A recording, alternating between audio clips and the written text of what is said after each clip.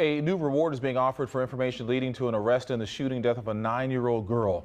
Arlene Alvarez died on Valentine's Day after she was struck by a bullet while riding in her family's truck. And today, a Harris County grand jury decided not to indict the gunman who pulled the trigger.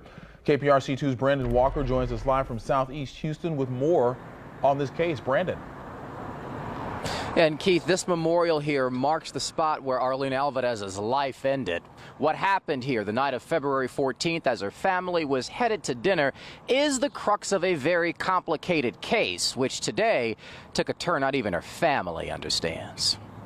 This is angering. This is aggravating. Gwen Alvarez's anger, her pain, sit heavily over the shooting death of her 9-year-old daughter, Arlene. I lived that moment, and I go back to that day every night, and I know what happened. Tony Earls, the man initially arrested and charged with aggravated assault with a deadly weapon, says he fired his gun in the direction of a man who robbed him and his wife at gunpoint as they stopped to make a deposit at the Chase Bank on Woodridge Drive near the Gulf Freeway.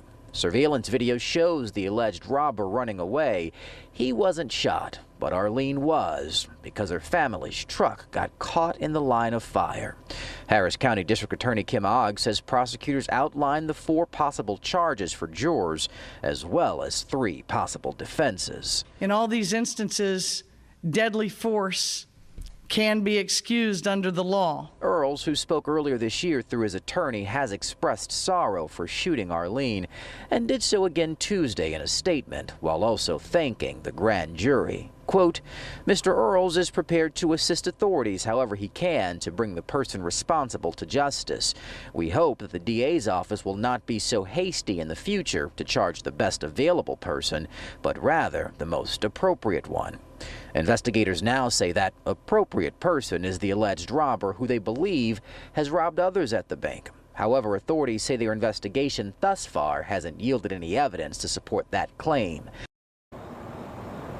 So tonight there is a search for that person. Crime Stoppers announcing a $30,000 reward. 713-222-TIPS, the number to call if you've got any information that could prove helpful. We're also hearing from KPRC2 legal analyst Brian Weiss tonight, who reminds us that it takes 9 of those 12 jurors on a grand jury to indict a suspect. He adds that today's no-bill decision doesn't necessarily mean that jurors didn't take issue with Earl's actions. He says it's just that not enough of them saw enough probable cause to indict him. We are live for you tonight on the Southeast Side. I'm Brandon Walker, KPRC2 News.